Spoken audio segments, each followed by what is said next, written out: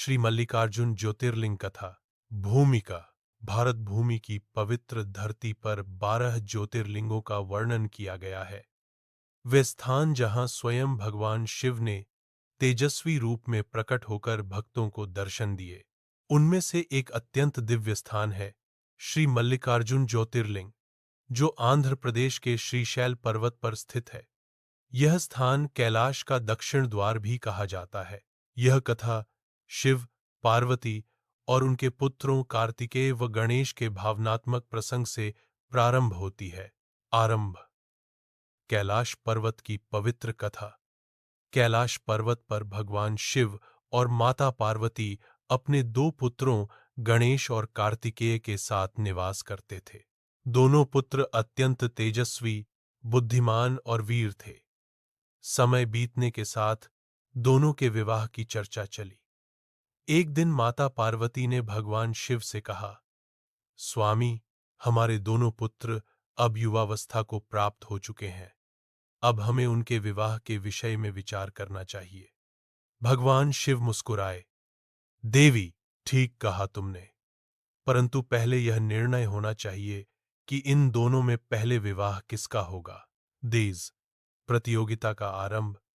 जब यह बात दोनों पुत्रों को बताई गई तो कार्तिकेय ने कहा, मैं बड़ा हूं, अतः पहले मेरा विवाह होना चाहिए। गणेश जी ने मुस्कुराते हुए कहा, परंतु मैं बुद्धि का अधिपति हूं, जो अधिक बुद्धिमान है वही पहले विवाह का अधिकारी होना चाहिए। माता पार्वती और भगवान शिव दोनों मुस्कुराए। तब शिव बोले, दोनों में जो पहले संपूर्ण पृथ्वी का परिक्रमा करके वापस आएगा, उसका विवाह पहले होगा। और कार्तिकेय का प्रस्थान। जैसे ही यह बात सुनाई दी, कार्तिकेय ने अपने वाहन मयूर मोर पर आरूढ़ होकर तुरंत यात्रा आरंभ की। वह तीव्र वेग से पहाड़ों, नदियों, समुद्रों को पार करता हुआ निकला। दूसरी ओर गणेश जी अपने वाहन मूषक चूहा पर बैठे थे। उनका वाहन धीमा था, लेकिन बुद्धि अपार। माता पिता ने उन्हें देखते हुए कहा, विनायक, क्या तुम भी यात्रा पर जाओगे? गणेश मुस्कुराए, माता, मैं तो पहले ही यात्रा पूरी कर चुका हूं। शिव और पार्वती आश्चर्य से बोले, कैसे संभव है?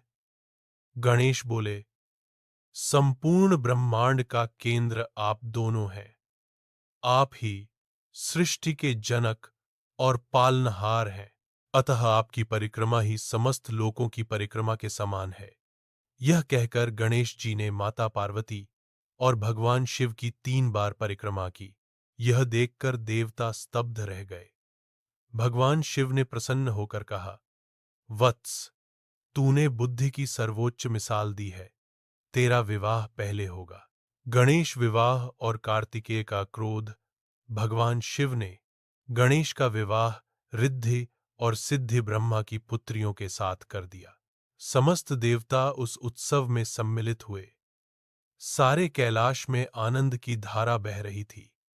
इसी बीच जब कार्तिकेय अपनी यात्रा से लौटे तो उन्होंने यह सब सुना। उनके मन में क्रोध और पीड़ा दोनों उमड़ आए। उन्होंने कहा, माता, पिता ने अन्याय किया है, मैं उनसे कभी नहीं मिलूंगा। यह कहकर वे दक्षिण दिशा की ओर निकल पड़े और क्रौंच पर्वत पर जा बसे। वह पर्वत आज श्रीशैल पर्वत के नाम से प्रसिद्ध है।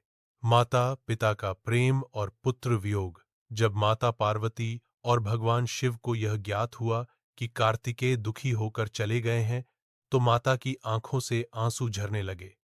उन्होंने कहा, स्वामी, हमारे पुत्र ने क्रोध में आकर हमें छोड़ दिया। वह तपस्या में लीन है, हमें उससे मिलने जाना चाहिए। भगवान शिव बोले, देवी, यह उचित है। हमें स्वयं उसके पास जाकर उसे प्रेमपूर्वक समझाना चाहिए। दोनों ने यात्रा का संकल्प लिया और कैलाश से दक्षिण दिशा की ओर प्रस्थान किया।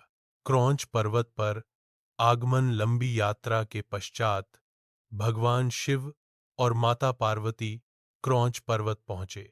वहां का दृश्य अत्यंत मनोहर था। चारों ओर घने वृक्ष, स्वच्छ जलधाराएं और पर्वतों की गूंज। भगवान शिव ने कार्तिकेय के ध्यानस्थ स्थान की ओर देखा।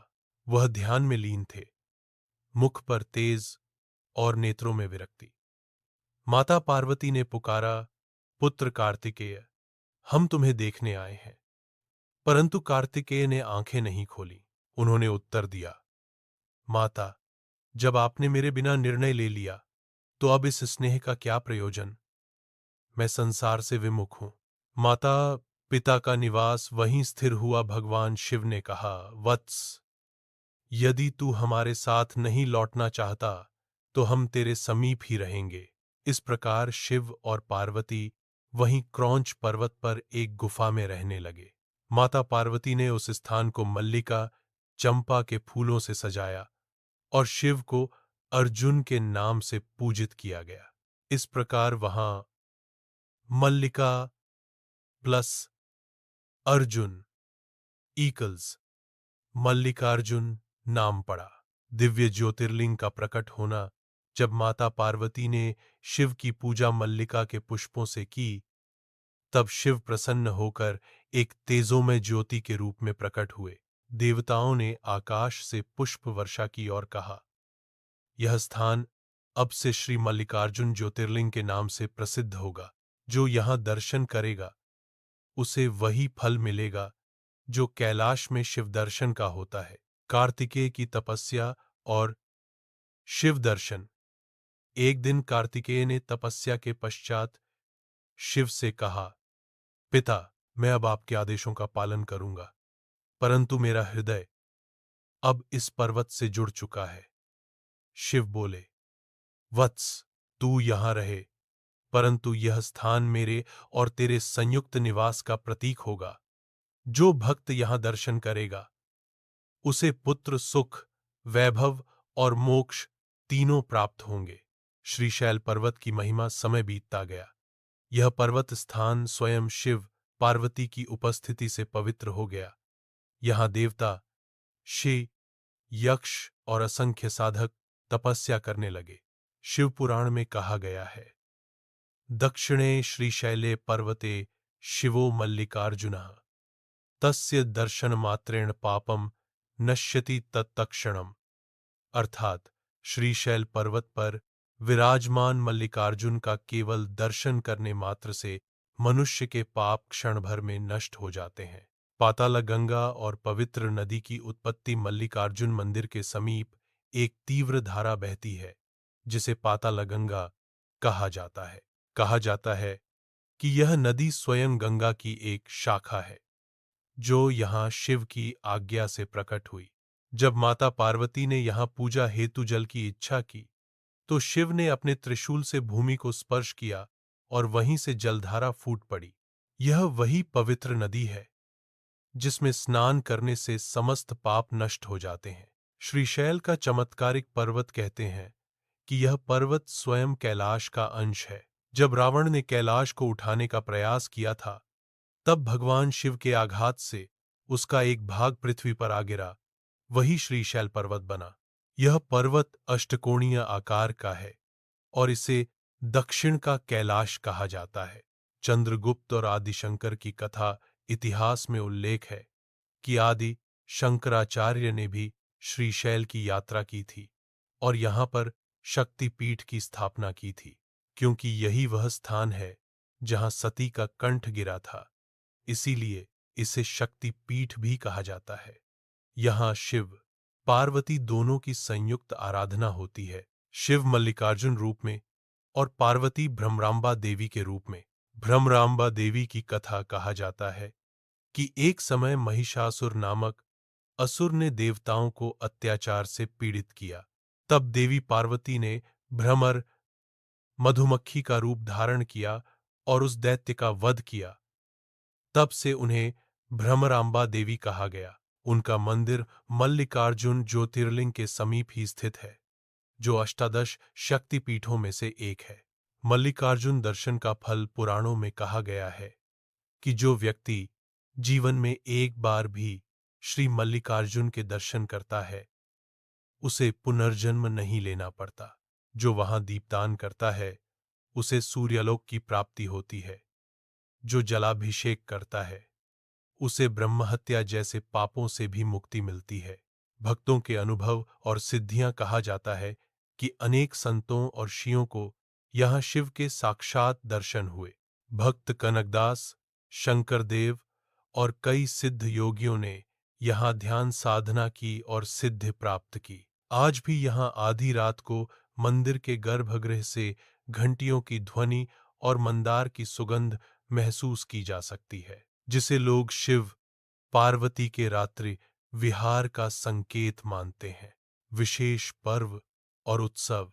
हर वर्ष यहाँ महाशिवरात्रि, कार्तिक पूर्णिमा और श्रावण मास में लाखों भक्त आते हैं। मंदिर में रात्रि आरती और ओम नमः शिवाय का अनवरत जप पूरे वातावरण को दिव्य बना देता है।